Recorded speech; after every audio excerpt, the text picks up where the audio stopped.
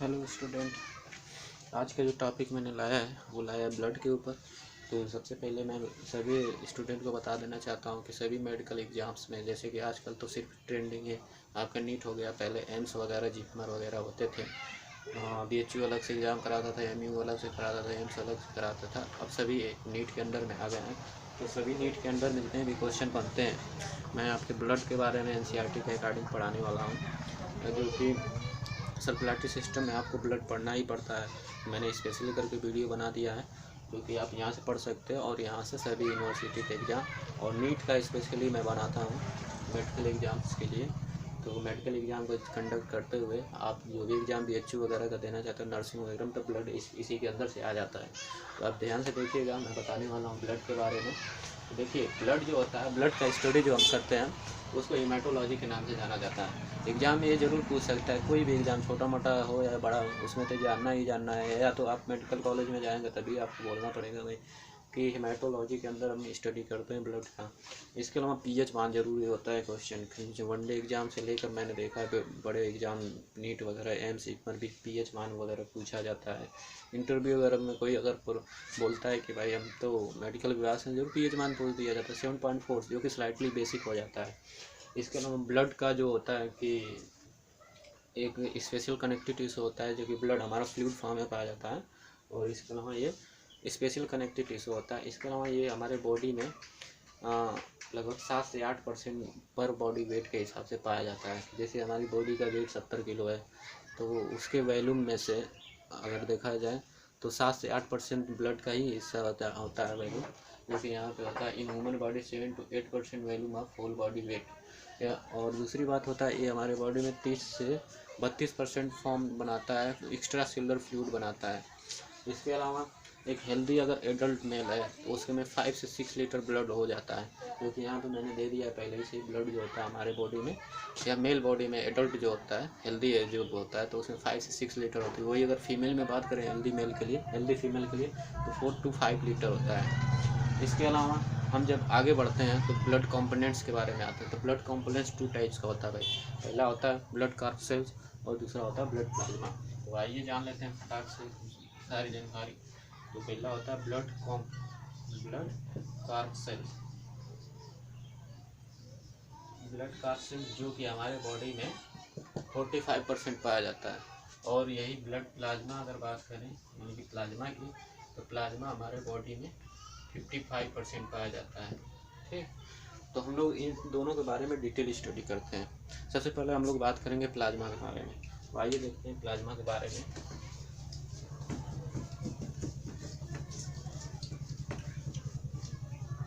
यही आपके दोनों जो कंपोनेंट्स होते हैं, एग्जाम में बहुत ही क्वेश्चन बना देता है, बहुत ही ज़्यादा। तो आइए जानते हैं प्लाज्मा के बारे में फटाक से। इसको एडिंग कर दीजिएगा। प्लाज्मा एक तरह का विस्कस फ्लूइड होता है जो कि स्लाइटली एल्कलाइन भी होता है। ये एक तरह का विस्कस फ्लूइड होता है एंड स्लाइटली एल्कलाइन भी होता है। ठीक, स्लाइटली एल्कलाइन भी होता है। इसके अलावा अगर बात करें इसके बारे में बात करते हैं ये कि इसका कॉम्पोजिशन क्या हो सकता है। होता ही है कॉम्पोजिशन, तो जान लीजिए कॉम्पोजिशन के बारे में। इसका कॉम्पोजिशन में सबसे पहले हम लोग वाटर देखते हैं। वाटर जो होता है प्लाज्मा में 90 से 92% होता है, ये होता ही है। इसके अलावा कुछ सोल्यूट होते हैं। क्या होते हैं भाई? सोल्यूट होते हैं। सोल्यूट लगभग 6 से 8% होता है। और 6 से 8% में क्या क्या सोल्यूट हो सकते हैं, तो इनऑर्गेनिक सब्सटेंस से लेकर organic substance, inorganic and organic substance दोनों ही आ जाते हैं। इनऑर्गेनिक और ऑर्गेनिक सब्सटेंस। जब भी हम इनऑर्गेनिक की बात करते हैं तो उसमें पोटेशियम आयन, सोडियम आयन, इसके अलावा कैल्शियम 2+ आयन, मैग्नीशियम 2+ आयन, और इसके अलावा भी हाइड्रोजन बाइकार्बोनेट भी होता है, ETC। इसके अलावा अगर ऑर्गेनिक सब्सटेंस के बारे में बात करें तो इसमें आ जाता है आपका ग्लूकोज, शुगर, इसके अलावा हार्मोन, यूरिया के अलावा एमिनो एसिड के अलावा कोलेस्ट्रॉल,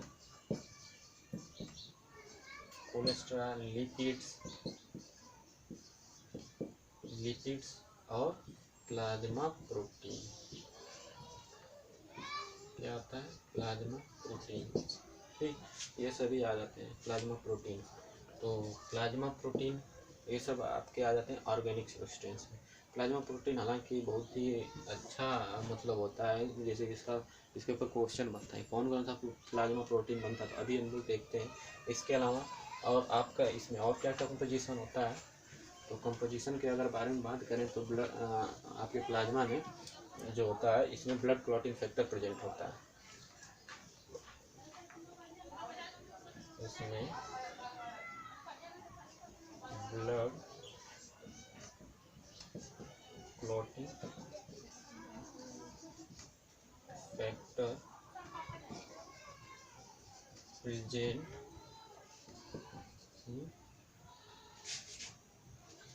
प्लाज्मा में ब्लड क्लॉटिंग फैक्टर होता है, और कभी कभी प्लाज्मा में विदाउट ब्लड क्लॉटिंग फैक्टर के कारण हम इसे सीरम भी बोलते हैं। यानी कि अगर प्लाज्मा में विदाउट क्लॉटिंग फैक्टर है तो उसे क्या बोलेंगे? तो plasma without clotting factor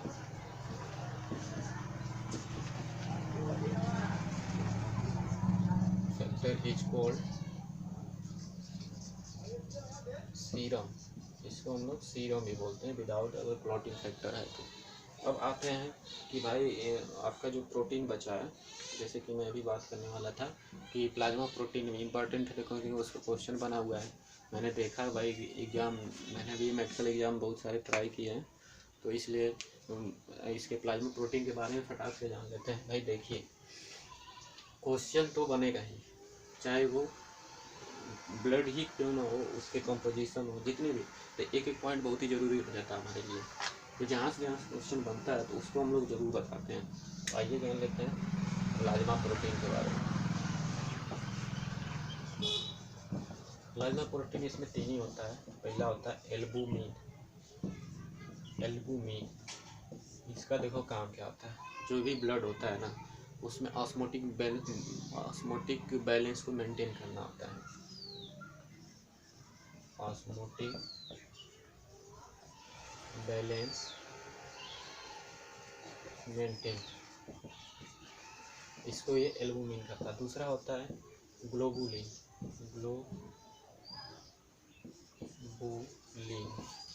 globulin. ये क्या काम कराता है? ये हमारे बॉडी में डिफेंस मैकेनिज्म का काम कराता है भाई। तो ये डिफेंस मैकेनिज्म में हेल्प कराता है,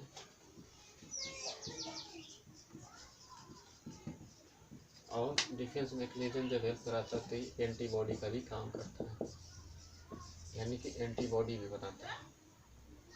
तीसरी जो प्रोटीन है, ये दूसरी ग्लोबुलिन डिफेंस मैकेनिज्म में हेल्प कराती है, एंटीबॉडी बनाती है यानी कि बॉडी में, और एल्बुमिन ऑस्मोटिक बैलेंस मेंटेन कराता है। इसके अलावा फाइब्रिनोजन प्रोटीन होती है।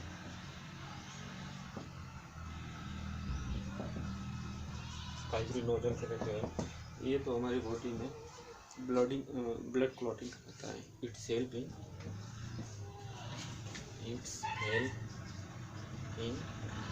ब्लड क्लॉटिंग में हेल्प कराता है। ठीक, तो ये तीनों प्रोटीन का काम था। इसके अलावा हम लोग प्लाज्मा का फंक्शन जान लेते हैं। देखिए भाई, फंक्शनिंग को भी जानना बहुत ज़रूरी है। प्लाज्मा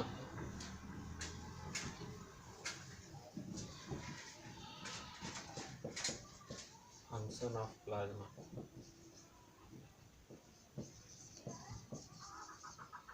देखो प्लाज्मा का काम जो होता है, हमारी बॉडी में 55% जो पाया जाता है, तो इसका काम भी होता है फंक्शन। इसका ये काम होता है कि ट्रांसपोर्ट कराता है या तो डिस्ट्रीब्यूशन, दोनों ही काम कराता है। ट्रांसपोर्ट करके डिस्ट्रीब्यूट करना हीट को ऑल ओवर बॉडी में। यानी पहला जो आप पॉइंट लिखेंगे कि transport and distribution of heat all over body।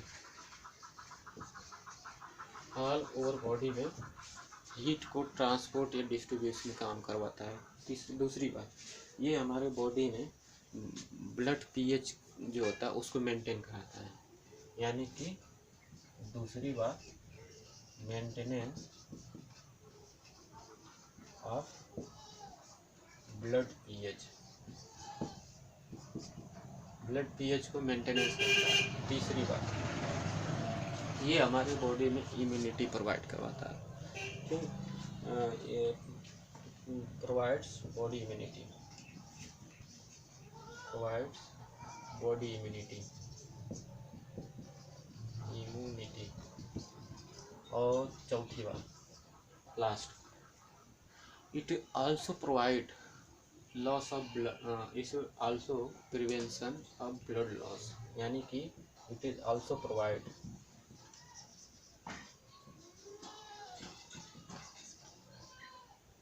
Prevention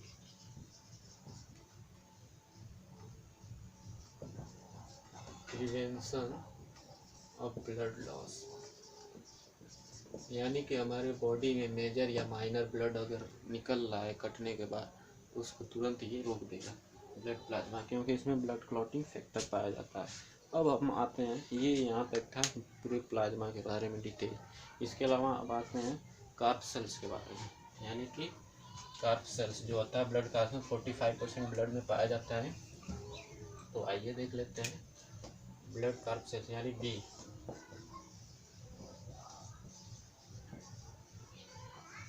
blood carp sales, इसको हम लोग एलिमेंट भी बोलते हैं, एलिमेंट्स। घबराइएगा ना, तो ब्लड कार्प सेल्स बोलो या एलिमेंट बोलो।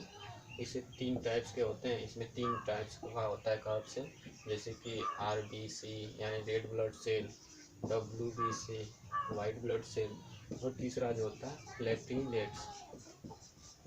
प्लेटलेट्स। एग्जाम में इन तीनों पे ज़्यादा फोकस किया गया है, तो आइए हम भी फोकस कर देते हैं। आरबीसी को रेड ब्लड सेल बोला जाता है, डब्ल्यूबीसी को वाइट ब्लड सेल बोला है, प्लेटलेट। अब एग्जाम ये बोलेगा कि भाई इसका साइंटिफिक नेम बताओ, तो साइंटिफिक नेम आरबीसी का हो जाता है इरिथ्रोसाइट, इरिथ्रोसाइट्स। इसको आरबीसी को इरिथ्रोसाइट बोलते हैं, और इसको ल्यूकोसाइट बोलते हैं, डब्ल्यूबीसी को ल्यूकोसाइट। अब आती है प्लेटलेट, इसको बाय साइंटिफिक नेम में थ्रोम्बोसाइट बोला जाता है, थ्रोम्बोसाइट्स।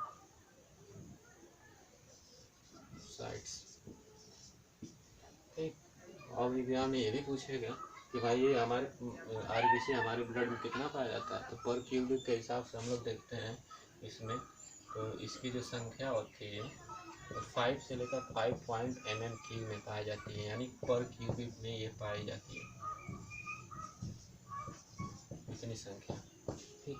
वही अगर इसके बारे में बात करें डब्ल्यूबीसी के, तो 6000 से लेकर 8000 तक, 8000 mm³ हो जाता है पर क्यूबिक में इसकी संख्या।